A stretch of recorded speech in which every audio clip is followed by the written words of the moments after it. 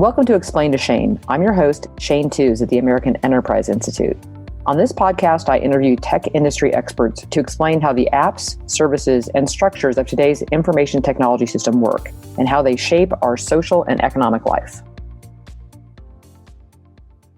GuestCheck is a contact tracing solution being used in over 500 venues around Australia. It is an online safety tool that allows hospitality venues such as restaurants, hotels, and public areas like community centers and libraries to reopen to the public with an ability to maintain a third-party electronic list. These lists are with the local government, giving them knowledge of who's been in the space and on what date, and only on an as-needed basis. If someone on that list were to test positive for COVID, the individual information would be available to the local government to notify others who were at that venue on the same day and time. My guest today is Adrian Kinderis. He is co-founder of Bombora Technologies. It is a group of businesses that grew from a small Melbourne startup to a thriving global organization focused on technology solutions. In March of 2020, Adrian added GuestCheck Australia to the list. Adrian and his team designed this contact tracing program with current government privacy rules and the comfort of the individual to share their data with a third party in mind. He and I discussed the way he created a secure way to share information that is validated for its accuracy and also ensures all parties involved will have the information they need to serve people during this time of COVID. As Adrian explained his value proposition on this new company, he says, "We built a business that we hope is finite in life. We didn't start to get bought out. We started this to solve a problem."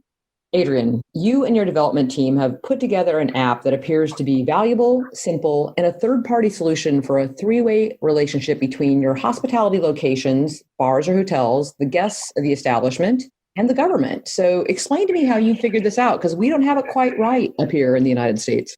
Thanks, Shane. I don't know that any of us have it quite right just yet, but we're working our way through it. So my background is in IT. I managed to sell out of that a little while ago, and I did as any good entrepreneur does. I went and bought a pub, at least any Australian entrepreneur. So in owning a pub, they're going through lockdown 1 in Melbourne. While we were locked down, we started hearing about this contact tracing regulation that the Victorian government was putting out, and all state governments were adhering to the same sort of rules, and started going through the conundrum of how we're going to solve this. And at a very basic level, pen and paper would have been appropriate to grab contact tracing data in the event that someone within your venue had contracted the virus and then had given it to other people whilst they were in the venue. And so it was a method by which the government, as you know, the government would contact potentially infected people. We looked at pen and paper, we thought that's not really going to cut it. Forgetting about the contamination risk, given my background in IT and what I did around domain names, understanding the various privacy rules and regulations, handing a piece of paper around with people's private details didn't sit well with us. So my old chief technology officer from my previous life, and we stayed in touch, and we hatched a bit of a plan to develop some tech. From the get-go, our philosophy was about getting the most accurate data possible. So you've probably seen a lot of QR code operators pop up.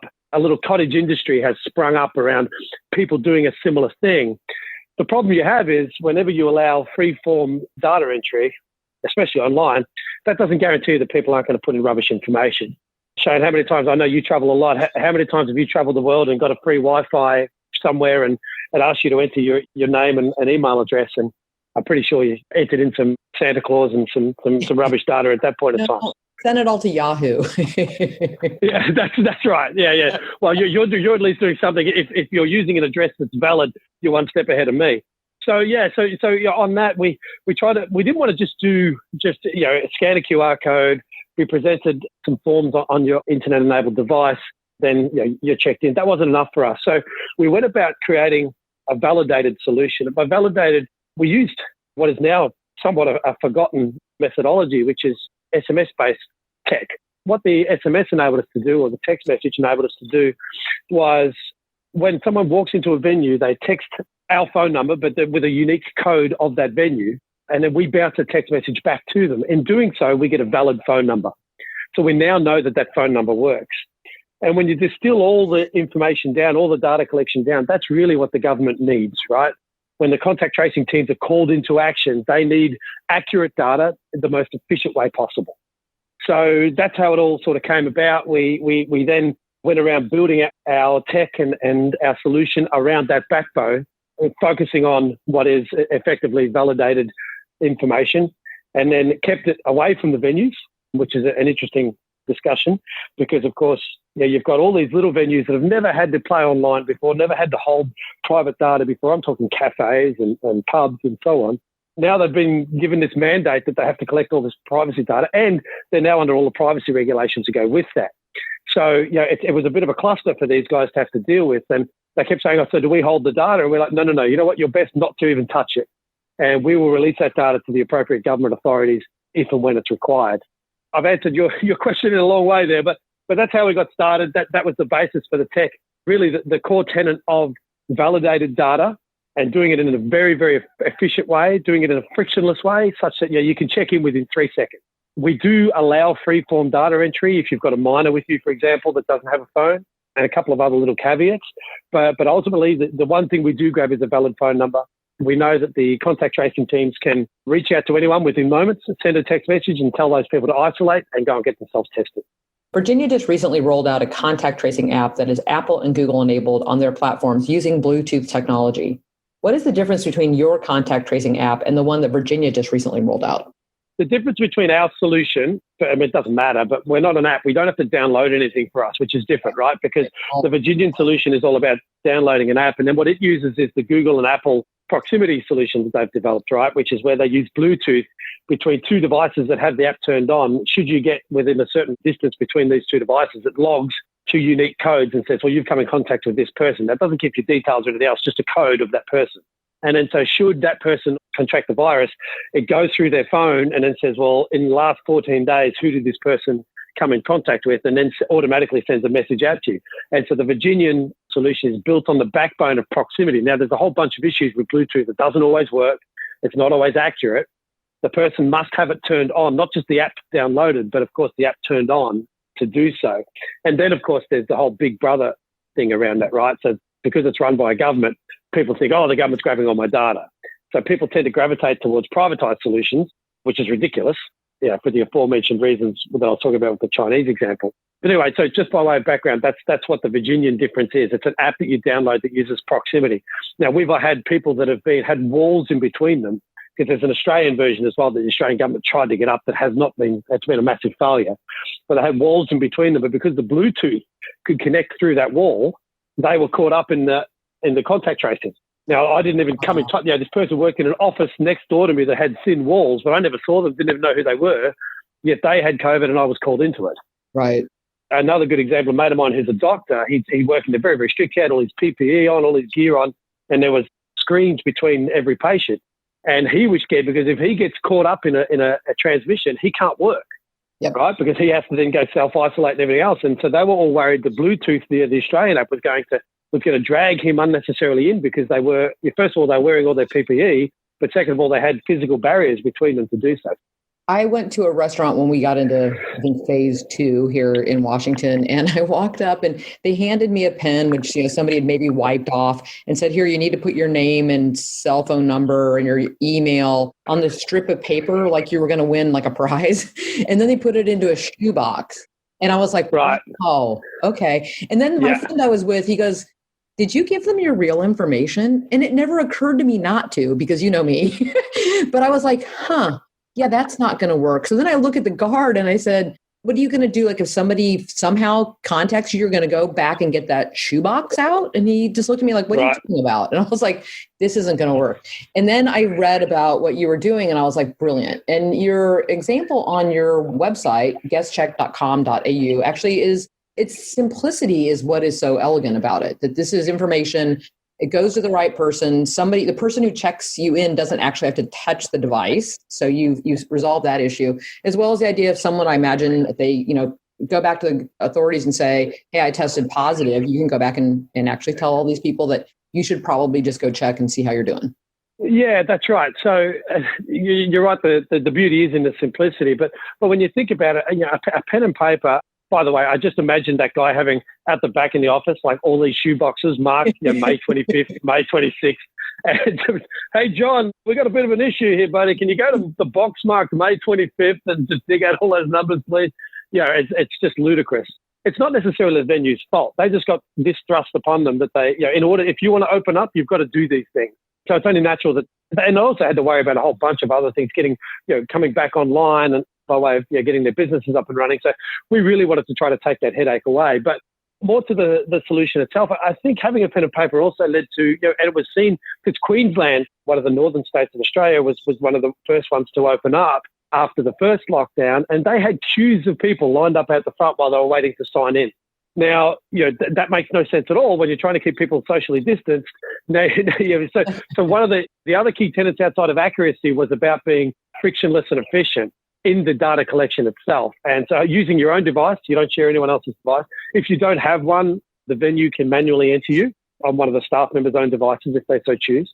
And then the other thing we had was where other solutions have fallen down is once you've checked in, what does that screen look like? The way that we were telling hospitality venues to deal with this is before you take someone's order, you need to check their green screen. And so we presented with a green screen. And then that wasn't good enough because we thought, well, someone could easily just screenshot that green screen and you could send it around to everybody at the table if you wanted to. So now we made the green screen pulse. And so it's whilst you're checked in, it's pulsing at the person. So you can actually see that it's live and valid. So we had to sort of look around a few corners here in order to evolve the product as we went along. But it's working well. We're getting a great response. Certainly all government venues have taken it up that are sort of independent, like museums, libraries, so on and so forth. Our challenge is, of course, that in sending text messages, there's a cost to it, as opposed to setting up some software in the background and then just scaling it up, allowing people to do it. Because we use a text message backbone, there is a cost. So there is a physical cost per check-in, which has been a challenge to get people's heads around, especially in times of economic hardship, as most of these venues are sort of crawling out of closure. So that's been tough, and we're trying to deal with Telstra, our big mobile provider here, to get behind the product and cut us some pricing that shows that they're supporting a small business in Australia that's doing what it can do to fight COVID. Yeah, I would see here the one place we've done small business, we're taking care of at least for the first couple months, but you do have over 500 venues using it so far. Is that correct? Yeah, and that's increasing. Actually, last week we had a bit of a media blitz. We did two things. The one, just telling people about the tech. That did okay for us. We went out and did research on lockdown one and independent research, asked people, were you entering correct data? And the research obviously showed us what we thought to be true, which was that people were lying on their contact tracing. And of course, there were reasons for doing so. There were some horror stories about, a table of women that had signed in, written their appropriate data, and then got creepy text messages from staff, that had access to that data late. So because it was all done on a pen and paper, right? It's justifiable that people didn't feel comfortable putting their correct data in, despite the reason as to why they should. So sadly, when we guard our privacy so much that it becomes inhibitive to us to do the right thing by way of trying to deal with COVID, there's got to be a better solution out there. So we published this data, and all of a sudden it made the federal health minister for Australia was asked about it and what he thought of it, and it just blew up on us. And so last week was a bit of a media blitz for us, and doing a fair few interviews on television and radio and in the press just about this data and how important contact tracing is going to be. The thing that people forget is they think that once we come out of lockdown and the numbers come down at the moment, and I should say, by the way, Australia's dealt very, very well with the whole COVID-19 thing, and currently in Melbourne we're in full lockdown, which means you're only allowed to be outside your house for 1 hour a day, only one person at a time out of your house, and various other fairly tight restrictions. Must wear a mask outside. There's a curfew. You can't be out past 8 p.m. till 5 a.m. So it's pretty tight restrictions in Melbourne, the city of Melbourne at the moment, in order to get our numbers down. But we've done pretty well in dealing with it. But the thing that's going to go on is contact tracing will be around for a long, long time. The long tail of wanting to know, even if you get your numbers down to 2 or 3 cases a day, where those people have been and who they have interacted with will become very, very important. I read something just recently, Shane, that said we've got to change our culture to a walk-in culture to a check-in culture. From walking into a venue and just taking a seat, now we've for at least the foreseeable future, we're going to have to look at it as, if we want to go out and enjoy some of the finer things of socialization, we're going to need to change our mindset towards a check-in culture. Yeah, 2 things on that. One is, from our flu season, we're used to watching what happens down in your winter, our summer, as a predictor as to where we're headed. So we are desperately hoping not to be locked down this winter, but there's a good chance we should be prepared for that. And the other is, as an avid traveler who's missing traveling, I've been reading a lot of articles about how that's actually going to change a lot of what happens in airports, because you need to to get social distancing, we need to get away from the long lines at TSA or passport check. And so it's interesting to see while they've got this moment where they don't have as many people in airports to make the changes on that. And as well as, I have actually been on an airplane recently, and they gave you the option to print not only your boarding pass, but your baggage tag. And then they gave you almost like a little Ziploc bag thing that you slide on and you could use it. It was just one less thing you had to touch. So I think a lot of changes. Hospitality obviously has been first on the docket because everybody's been desperate to get out of their houses, but travel will adopt probably a lot of this as well, which I think is good. But even more so, just on a social level, Shane, is the handshake dead? It's something that my father taught me. Yes. So there was a time where fathers would teach their children about what an appropriate handshake was. And when you met a man and you were a boy and your father introduced you to a man, you shook his hand and you looked him in the eye. Right? That was a big deal. That's gone. And I think there's going to be a whole lot of what were considered social norms that completely changed. And we won't recognise them because it will be so organic in the way that it's happened. But upon reflection, at the end of next year, when we're looking back on what a horrible 2020 and potentially 2021 was, I think we'll sit there and go, geez, remember the handshake? Remember that thing we used to do when we greeted each other? That was crazy. Adrian and I go to a lot of meetings with a lot of international people, and our friend Jim always says, "How many kisses in this country?" Yeah, exactly. Yeah, that's gone. You have to worry about that's one. That's one. I've been with Jim. I know exactly who you're talking about. And not only do you have to worry about the currency you're using, you go, okay, is it start with the left and then go right left? Is it? I don't know. So many times you end up headbutting the person you're greeting, but you're right. I mean, a lot of those little sort of small social nuances are going to change, and some for the better. And it's amazing the impact. I think, I saw some numbers, and this is just anecdotally, but seeing that flu numbers in Melbourne were down 91% this year. Now, obviously, we're dealing with COVID, but the social distancing and the restrictions and everything else, flu just hasn't had the stronghold like it normally does. And colds, you can imagine, colds should drop off, especially with all of us wearing masks at the moment and all that sort of thing. So the timing for our second wave probably, I don't know if it had too much to do with the winter months, but more so just had to do with the fact that we had some embarrassing management of COVID-19 down here. And so it's just time to be in winter, which is a good time to be locked down. If it's pouring outside, you don't want to go outside anyway. But I think coming out of it, it'll be interesting how long we have to continue with this. But we've gone off track, Shane. I'm sorry. We've moved away from the tech conversation. We're having this whole philosophical, social discussion instead.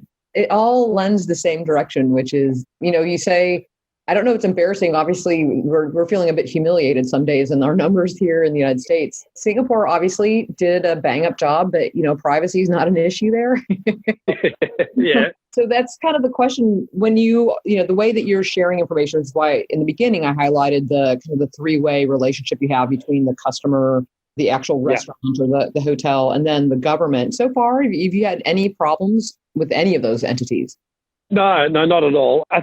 We can see where there's other providers that we've told the government about other providers that seem to be the dangerous part about this little cottage industry that's popped up, saying that we're going to collect data on behalf of venues is, and let's take a worst case example, and I'm not casting any aspersions here, but I could be a Chinese entity out of China. I could go and register a domain name, Aussie check-in, freeaussiecheck-in.com, register that domain name, and then go and get some Google AdWords, get some traction in market, and go and set up a QR code.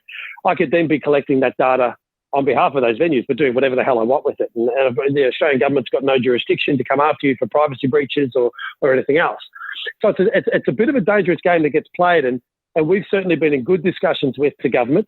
We've stood up ours, obviously, with our understanding of how to deal with the collection and storage of data from our previous lives. We've done the right thing.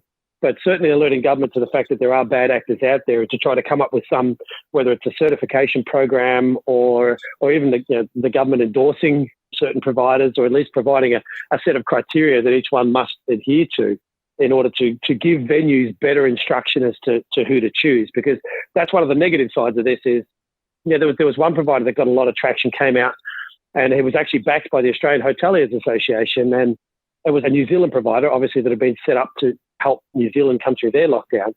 And they came out and all of their policies and everything, they didn't change. And so when you read through their policies, the terms and conditions that each venue and each customer would sign up to said such things as all data will be released to the New Zealand Ministry of Health upon request.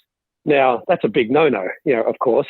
when you're collecting data. And of course, all the data was getting shipped straight off to New Zealand and being stored over there and being accessed by Kiwis. Now, I've got nothing against Kiwis per se, except they can't speak properly. But if you were to play that out in a different jurisdiction with potentially nefarious intentions, then that could play a different way. So we've certainly been working a lot more closely with the government to try to provide them our real market feedback. And it seems to be getting traction, both in my state, in Victoria, and in New South Wales. So we're hoping that, common sense will prevail, which is always a tough conversation with government, as you well know. So, look, consumers have been good about it. Government's been good. The venues have been great. They just really want to just get back online and do what they do, which is, as I say, started with hospitality.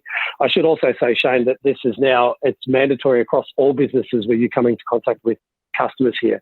So it started in hospitality. It's now extended all the way through to car dealerships, to museums, libraries, funerals. A couple of the major funeral companies are our clients, and they collect the data of everybody turning up to a funeral, which makes sense, of course.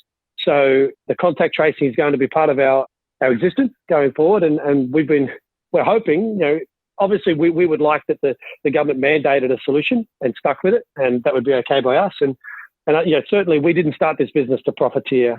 This isn't, the traditional, let's do a startup and let's find some VC and let's flip it or, do whatever. That was never, ever our intention. I called it the pop-up startup, Shane, which is where we just want to stand this thing up and have it run for a couple of months and then shut the whole thing down and feel like we've done some good. But sadly, I think we're going to be around for a long, long time. But yeah, this is not a profit-making venture. It's more so we're just trying to do the right thing and try to help where we can. Well, Adrian, I wish you a lot of luck. I think you have many lessons to teach us here because we are still looking for the right combination. And to me, this makes a ton of sense. Yeah, stay safe, stay well, and hopefully I come and get to visit you soon. Yes. I hope that we get to visit countries. We're working on that too. Before I need a wheelchair to do so. But yeah, all right. All right. Thank you. Thanks, Shane.